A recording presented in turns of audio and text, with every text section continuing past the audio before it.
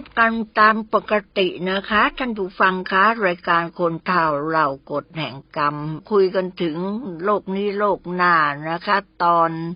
ถอดกายทิพย์เนาะตอนนี้วันนี้เราก็จะคุยกันถึงลักษณะของกายทิพย์ที่ออกไปนะคะเดี๋ยวเราจะคุยกันว่ามีลักษณะอย่างไรถูกต้องเป็นลักษณะที่โปร่งใสเป็นกายละเอียดโปร่งแสงเนาะแล้วก็ตาเนื้อมองไม่เห็นเป็นกายทิพย์เป็นการที่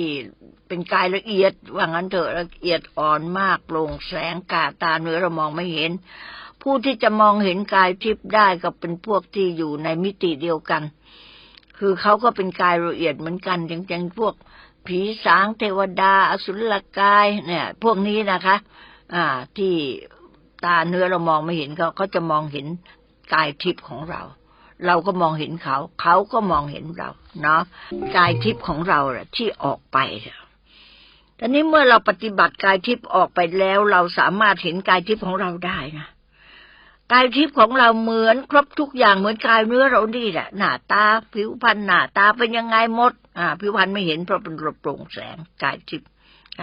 เพราะมีความรู้คิดด้วยเช่นกันสามารถกำหนดให้เป็นอย่างไรทำอย่างไรก็ได้กายทิพย์แต่ลักษณะกายทิพย์นั้นมันมีลักษณะไปอีกอย่างหนึ่งนะมีอีกอย่างหนึ่งก็คือไม่เหมือนกายเนื้อที่เราเพิ่งออกมาท่านผู้ฟังนี่อีกลักษณะหนึ่งคือว่าบางคนในอดีตชาตินี่เขาเป็นอะไรรู้ไหม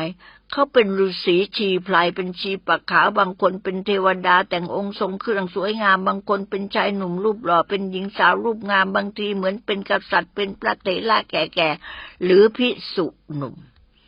ที่เป็นอย่างนี้ท่านอาจารย์ท่านอธิบายบอกว่าจิตวิญญาณที่มาก่อรูปขึ้นใหม่ในกายเนื้อปัจจุบันเมื่ออดีตชาติเขาเคยเกิดมาในรูปร่างอย่างนั้นเป็นรูปเดิมจิตเดิมของเขาสุดแต่บุญกรรมได้เคยปรุงแต่งกายไว้อย่างไรซึ่งเป็นเรื่องสลับซับซ้อนพอสมควรบางทีก็ให้เห็นกายทิพย์ท่านผู้ฟังเห็นกายทิพย์นี่เป็นรูปยักษ์มารอะไรก็ได้ขึ้นอยู่กับจิตในช่วงที่ถอดกายทิพย์ออกไปเป็นกุศลหรืออกุศลด้วยเหมือนกันอันนี้อาจจะเห็นเป็นอย่างนั้นกายทิพย์ออกไปแต่ที่แน่นอนนั้นท่านผู้ฟังคะกายทิพย์จะไม่เป็นรูปโปร่งแสงเป็นแก้วใสอย่างที่มีผู้พูดถึงกันเพียงแต่กายละเอียดที่ดูด้วยตาเนื้อหรือตามนุษย์ไม่เห็นเท่านั้นผู้ที่จะเห็นได้จะเห็นกายทิพย์ได้ก็คือเป็นผู้มีกายละเอียดเหมือนกันหรืออยู่ในอีกภพภูมิหนึ่งที่เรียกว่าโลกทิพย์ด้วยกันอย่างที่ได้กล่าวอย่างผีสางเปรตอสุรกายเทวดาหรือพรหมเขาก็เป็นกายละเอียดเขาอยู่อีกมิติหนึ่งเป็นมิติเดียวกับเราเนี่ยเขาจะเห็นเราเหมือนกับเราเห็นเขาท่านผู้ฟังคะการที่ถอดกายทิพย์ออกไปเนี่ยควรจะมีข้อกำหนดที่ควรจะคำนึงถึงนะเราต้องกำหนดนะท่านต้องกำหนดเอาไว้เพื่อไม่ให้เกิดความประมาทคือ1ถอดกายทิพย์ออกไปครั้งแรกควรจะกำหนดออกมาอยู่นอกกายเนื้อไม่เกิน4 หรือ 5 นาทีแต่ไอ้ 4-5 นาทีก็นับว่านานพอสมควรแล้วนะสำหรับโลกทิพย์นะก็ควรเที่ยวไปรอบบริเวณบ้านหรือบ้านคนรู้จักใกล้ๆอย่าไปไกลถ้าท่านไปพบญาติพี่น้องลูกเมียอะไรก็ตามหากเขาเป็นมนุษย์อยู่ในกายเนื้อท่านจะไปทักทายอะไรเขาไม่พูดกับท่านเขาไม่รู้ท่านเขาไม่เห็นท่านไม่ได้เห็นไม่ได้อะไรหรอกท่านผู้ฟังจับเนื้อต้องตัวเขาก็ไม่รู้ไปดึงแขนดึงขาเขาไปผลักเขาก็ไม่รู้สึกเราเป็นกายละเอียดเขาเป็นกายหยาบไปเห็นวัตถุสิ่งของที่วางเอาไว้เกะกะอยากจะยกเก็บไว้เป็นที่เป็นทางก็ยกไม่ขึ้นเห็นอาหารของมนุษย์อยากกินก็กินไม่ได้มันเป็นอย่างนั้นแต่ถ้าไปพบผู้ที่อยู่ในโลกทิพย์ด้วยกันเนี่ยอย่างสมมติเจ้าที่เจ้าทางเทวดาที่เป็นพระภูมิหรือคนที่เคยรู้จักก็ตายไปแล้วเช่นพ่อแม่ญาติพี่น้องอันนี้สามารถคุยกันได้อยู่ในมิติเดียวกันทักถามรู้เรื่องกันได้จะซักอะไรเขาก็บอกให้ท่านผู้ฟังเพราะเป็นกายละเอียดเหมือนกันเป็นกายทิพย์เหมือนกันแต่ถ้าไปพบผู้ที่อยู่ในโลกทิพย์เจ้าที่เจ้าทางอะไรเนี่ยโอเคมิติเดียวกันรู้เรื่องกันเขาจะถามว่ามาจากไหนถ้าตอบว่ามาจากเมืองคนเขาก็จะงงเมืองคนเมืองมนุษย์เนี่ยท่านผู้ฟังคะอยู่ในมิติเดียวกันพูดจะรู้เรื่อง มาจากเมืองคนเมืองมนุษย์เขาแปลกใจเพราะผู้ที่จะมาอยู่ในโลกทิพย์ของเขาได้ต้องเป็นคนที่ตายจากความเป็นมนุษย์แล้วแต่ยังไม่ตายมาได้ยังไงอันที่จริงจะท่องเที่ยวไปไกลๆก็ได้เพราะกายทิพย์ไปได้รวดเร็วมากนึกจะไปไหนไปได้เลยกายทิพย์จะเดินไปอย่างคนธรรมดาแต่เดินไม่ติดดินนะไม่ติดดินท่านจะเห็นว่าเหินไปตามยอดหญ้าอย่างมีผู้ใหญ่ก็ว่าเราจะดูว่าคนนี้เป็นผีเป็นคนนี่ก้มลงดูก้มดูลอดใต้ขาจะเห็นว่าคนที่ไม่ใช่คนธรรมดาเนี่ยเท้านี่จะเหนือพื้นดินนะท่านผู้ฟังเดินเหมือนลอยไปไม่ติดดินนะแต่ท่านแนะบอกว่าครั้งแรกควรจะเที่ยวในภพภูมิเดียวกันก่อนพูดถึงว่าเราหัดแล้วเนาะหัดถอดกายทิพย์ได้แล้วเราจะไปท่องเที่ยวไหนออกมาแล้วควรจะอยู่ในภพภูมิเดียวกันกับเราคือในโลกมนุษย์อย่าไปไกล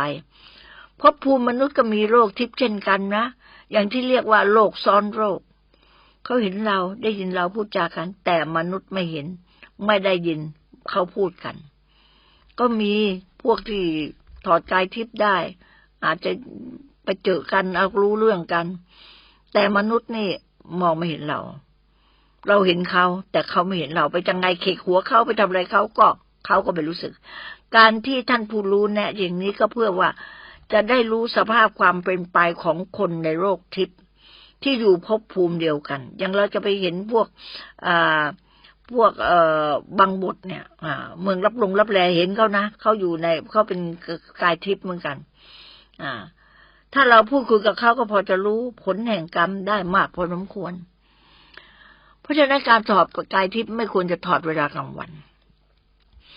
อาจเป็นอันตรายถอดออกไปแล้วกายทิพย์จะต้องสู้กับพลังแสงอาทิตย์ทำให้เคลื่อนไหวลำบากจะไปไหนก้าวขาไม่ค่อยออกไปอย่างช้าเหมือนคนเจ็บที่ต้องลากขาไปตอนกลับเข้าร่างเดิมจะมีการเหนื่อยเพลียมากจนแทบลุกไม่ขึ้นนะท่านผู้ฟังไม่ได้ประโยชน์อะไรการถอดกายทิพย์กลางวันแล้วจะไม่ได้พบภาพหรือวิญญาณโอปปาติกะใดๆที่อยู่ในภพเดียวกับเราหรือจะไปยังภพภูมิอื่นก็ไม่ได้หมายความว่าจะไม่ได้เห็นถ้าเผื่อถอดกลางวันนะคะเพราะพลังแสงอาทิตย์นี่ค่ะมันจะจางฉะนั้นท่านจึงแนะว่าให้ถอดกายทิพย์ท่องเที่ยวไปในตอนกลางคืนไม่ต้องผจญต่อพลังแสงอาทิตย์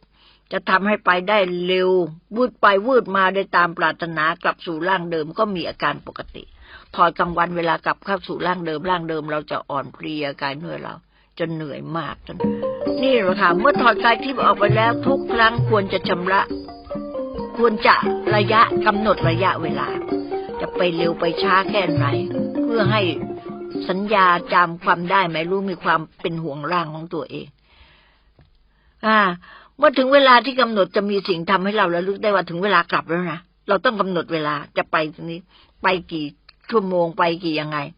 เพราะการถอดกายทิพย์เราไปชั่วคราวไม่ใช่ไปเลย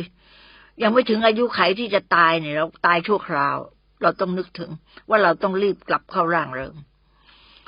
การที่กายทิพย์จะไปท่องเที่ยวไปนั้นต้องเข้าใจว่าในจักรวาลนี้มีทางที่จะไปได้3ทางด้วยกันทางไหนทางสายกลางอยู่ในภพภูมิเดียวกับเราเป็นอีกมิติหนึ่งที่เรียกว่าโลกซ้อนโลกทางเบื้องบนหมายถึงสวรรค์ชั้นต่างๆมีอยู่16ชั้นเหนือขึ้นไปจากภพภูมิของมนุษย์เราสวรรค์ชั้นต่างๆมีความสะดวกสบายวิจิตรสวยงามมากชวนให้เพลิดเพลินเพราะฉะนั้นเราต้องกำหนดการกลับนะกำหนดการกลับอันนี้พอเรากำหนดแล้วเป็นสัญญาณเตือนเราละว่าต้องกลับเพราะเกรงว่าจะเป็นหลงเพลิดเพลินลืมวันลืมคืนเมื่อกลับเข้าสู่ร่างเขาก็จะเอาไปเผากันแหละทางเบื้องต่ำท่านผู้ฟังคืออบายภูมินรกมีอยู่มากหลายประเภทเราจะลงไปการกระทำที่ไปดูกรรมชั่วหรืออกุศลกรรมที่เราทำไว้เมื่อครั้งเป็นมนุษย์ให้เหมาะสมกับการลงโทษถ้าเราไปหาความยุติธรรมในโลกมนุษย์ไม่ได้ก็ที่อบายนรกนี่แหละที่จะให้โทษให้คุณอย่างยุติธรรมที่สุดท่านผู้ฟังค่ะเพราะฉะนั้นระวังจะถอดกายทิพย์สมมุติว่าคนที่ท่านใดที่สนใจปฏิบัติแล้วถอดออกได้กำหนดเวลาจะกลับด้วยเดี๋ยวจะไปเพลิดเพลินไม่ต้องกลับญาติโยมก็จะเอาเราไปเผาซะแล้วท่านผู้ฟังถ้าเผื่อว่าเราจะฝึกถอดกายทิพย์ได้สำเร็จ ไปรู้ไปเห็นสภาพความเป็นจริงที่มีอยู่ในภพภูมิต่างๆของจักรวาลแล้วก็คงจะมีแรงจูงใจให้ท่านทำบ่อยๆจึงเป็นการดีสำหรับท่านที่เกิดความคล่องแคล่วชำนาญทำเร็วขึ้นง่ายขึ้นสามารถท่องเที่ยวไปรู้ไปเห็นความจริงในจักรวาลซึ่งเป็นความลับอยู่สำหรับชาวโลกวัตถุแต่ก็มีข้อแม้อยู่ข้อหนึ่งที่พระอาจารย์ท่านไม่ได้บอกวิธีการไว้ก็คือว่าอาจจะเป็นอันตรายต่อผู้อื่นขอร้องเอาไว้ด้วยว่าไม่ควรจะกระทำคือการทำกายทิพย์ให้เป็นกายหยาบสามารถให้มนุษย์ด้วยกันเห็นได้ในลักษณะที่ผู้เคยรู้จักจำได้ว่าท่านเป็นใครแต่ไม่ชัดเจนนักขอร้องเอาไว้ท่านอาจารย์บอกเพราะว่าถึงยังไงเมื่อท่านถอดกายทิพย์ได้ชำนาญแล้วท่านก็จะรู้วิธีทำกายทิพย์ให้เป็นกายหยาบขึ้นมาได้เองเป็นอันตรายแก่ผู้อื่นคือท่านอาจจะไปพบคนรู้จักที่เคยสนิทสนมกันแล้วท่านก็เกิดนึกสนุกอยากให้เขาเห็นท่านทำกายหยาบให้เขาเห็นแต่ผู้เห็นคงไม่สนุกด้วยหากจะคิดว่าโอ้ผีหลอกตกใจกลัวอาจช็อกไปก็ได้ท่านผู้ฟังค่ะนี่สำคัญที่สุดนะคะเอาละประกาศจะลาตรงนี้เลยนะคะพรุ่งนี้เราพบกันใหม่สวัสดีค่ะ